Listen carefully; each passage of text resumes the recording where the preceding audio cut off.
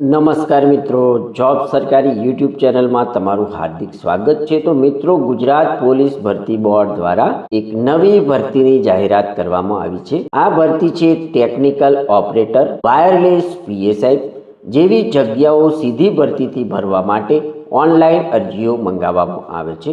ભરતી બાબતેની સંપૂર્ણ માહિતી આપણે ગુજરાત પોલીસ ભરતી બોર્ડ દ્વારા પ્રસિદ્ધ કરવામાં આવેલી જાહેરાતમાંથી જોવાના છીએ। તો ચાલો આપણે આ ભરતી બાબતેની સંપૂર્ણ માહિતી જોઈએ। ગુજરાત રાજ્ય પોલીસ દળ વાયરલેસ વિભાગમાં વર્ગ 3 સંવર્ગમાં પોલીસ સબ ઇન્સ્પેક્ટર વાયરલેસ અને ટેકનિકલ ઓપરેટરની જગ્યાઓ સીધી ભરતીથી ભરવા માટેની આ જાહેરાત છે। તો આ જાહેરાતની વિગતવાર માહિતી અહીં આપવામાં આવી છે। ગુજરાત રાજ્ય પોલીસ દળ વાયરલેસ વિભાગમાં વર્ગ 3 સંવર્ગની પોલીસ સબ ઇન્સ્પેક્ટર વાયરલેસ અને ટેકનિકલ ઓપરેટરની ખાલી જગ્યાઓ સીધી ભરતીથી ભરવા માટે ગુજરાત પોલીસ ભરતી બોર્ડ દ્વારા ફક્ત ઓનલાઈન અરજીઓ મંગાવવામાં આવે છે। આ સંવર્ગની સંબંધિત જગ્યાઓની ભરતી નિયમોની પ્રવર્તમાન જોગવાઈઓ મુજબ લાયકાત પરિપૂર્ણ કરતા અને ઈચ્છા ધરાવતા ઉમેદવારોએ તારીખ 9/1/2026 થી તારીખ 29/1/2026 સુધીમાં ojas.gujarat.gov.in વેબસાઇટ પર જઈ ઓનલાઈન અરજી કરવાની રહેશે। ઉમેદવારોએ ઓનલાઈન અરજી કરતા પહેલા ભરતીને લગતી માહિતી અને સૂચનાઓ ઉક્ત વેબસાઇટ પરથી સંપૂર્ણપણે કાળજીપૂર્વક વાંચી લેવાની રહેશે। ઉમેદવારોએ ઓનલાઈન અરજી કન્ફર્મ થયા પછી તેની પ્રિન્ટ કાઢી પોતાની પાસે રાખવાની રહેશે અને જ્યારે માંગવામાં આવે ત્યારે રજૂ કરવાની રહેશે। ટપાલ દ્વારા રૂબરૂ માધ્યમોથી મોકલવામાં આવેલી અરજીપત્રકો ધ્યાને લેવામાં આવશે નહીં।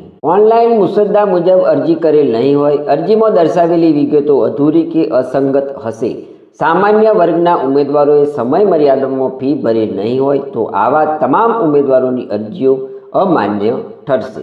ઓનલાઈન અરજી કરતી વખતે ઉમેદવારોએ તાજેતરના રંગીન પાસપોર્ટ સાઇઝના ઇમેજ 15 KB અને સ્પષ્ટ વંચાય તેવી સહીની ઇમેજ 15 KB સાઇઝથી વધે નહીં તે રીતના જેપીજી ફોર્મેટમાં અપલોડ કરવાની રહેશે। તો અહીં સંવર્ગની જગ્યાઓની વિગતો આપણને આપવામાં આવી છે તે જોઈએ તો અહીં સંવર્ગનું નામ છે, કુલ જગ્યાઓ છે, કેટેગરી વાઇઝ જગ્યાઓ કેટલી છે તેની માહિતી આપણને આપવામાં આવી છે તે જોઈએ તો સંવર્ગ 1 પોલીસ સબ ઇન્સ્પેક્ટર વાયરલેસ કુલ જગ્યાઓ મિત્રો અહીં 172 છે।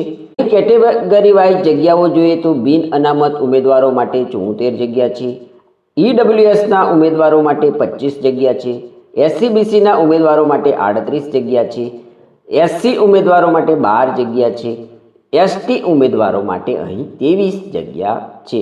મિત્રો, અહીં બાજુમાં આપણને મહિલા માટેની જે અનામત જગ્યાઓ છે તેની પણ માહિતી આપવામાં આવી છે। તો મહિલા ઉમેદવારોને અનુરોધ છે કે તમારે આ જગ્યાઓની માહિતી પોતાની કેટેગરી પ્રમાણે જોઈ લેવાની રહેશે। વર્ગ 2 જે છે તે ટેકનિકલ ઓપરેટર, અહીં કુલ 198 જગ્યા ઉપર ભરતી થવાની છે। કક્ષાવાર જગ્યા જોઈએ તો બિન અનામત ઉમેદવારો માટે 278 જગ્યા છે, ઈડબ્લ્યુએસના ઉમેદવારો માટે 74 જગ્યા છે, એસસીબીસીના ઉમેદવારો માટે 165 જગ્યા છે, એસસી ઉમેદવારો માટે 48 જગ્યા છે અને એસટી ઉમેદવારો માટે 133 જગ્યા છે। મર્યાદાની માહિતી અહીં આપવામાં આવી છે તે જોઈએ મિત્રો તો પોલીસ સબ ઇન્સ્પેક્ટર વાયરલેસ સંવર્ગ માટે ઉમેદવારની ઉંમર 29/1/2026ના રોજ 35 વર્ષથી વધુ ન હોવી જોઈએ। ગુજરાત રાજ્ય પોલીસ દળ વર્ગ 3 સંવર્ગના વાયરલેસ વિભાગમાં ટેકનિકલ ઓપરેટર તરીકે હાલ સેવા બજાવી રહેલા ઉમેદવારોને પોલીસ સબ ઇન્સ્પેક્ટર વાયરલેસ સંવર્ગમાં ઉપલી વય મર્યાદામાં નિયમ મુજબ 3 વર્ષની છૂટછાટ મળવાપાત્ર થશે। ટેકનિકલ ઓપરેટરના સંવર્ગ માટેની વયમર્યાદા જોઈએ તો 29/1/2026ના રોજ ઉમેદવારોની ઉંમર 35 વર્ષથી વધુ ન હોવી જોઈએ।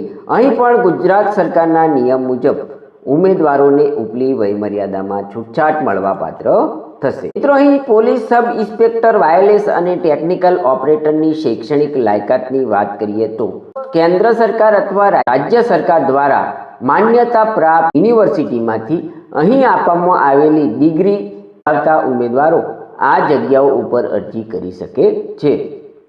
તો અહીં ડિગ્રી જોઈએ તો possess bachelor degree in engineering અથવા technology in electronics and communication, electronics and telecommunication, electronics engineering, information technology, information and communication technology, computer engineering, computer science.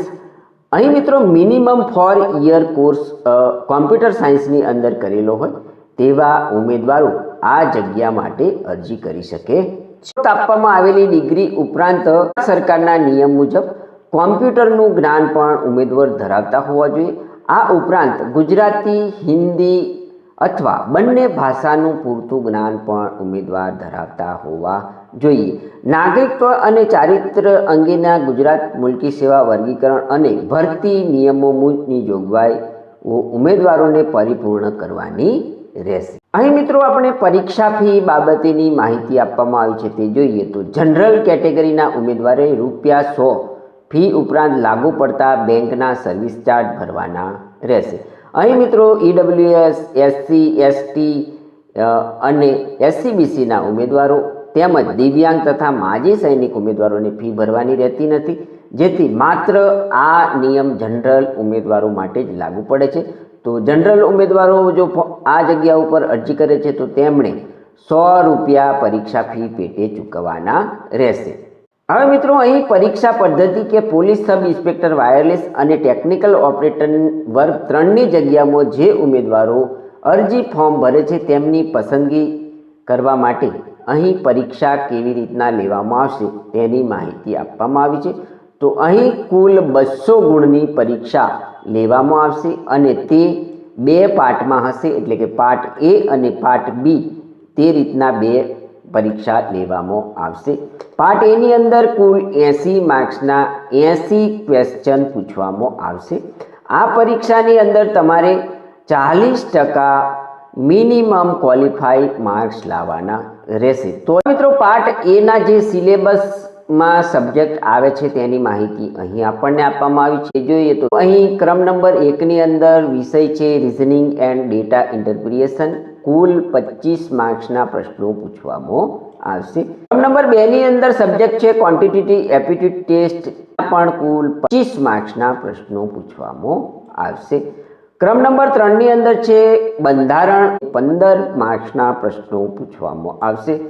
ક્રમ નંબર 4ની અંદર સબ્જેક્ટ છે મિત્રો કરંટ અફેર્સ અને જનરલ નોલેજના પ્રશ્નો અહીં 15 પૂછવામાં આવશે। તો આમ કુલ મળીને પાર્ટ A ની અંદર ટોટલ 80 માર્ક્સના 80 પ્રશ્નો તમને પૂછવામાં આવશે। હવે મિત્રો આપણે પાર્ટ B ની અંદર જે વિષયો છે અને કેટલા માર્ક્સના પ્રશ્નો પૂછવામાં આવશે તેની માહિતી આગળ મેળવીએ।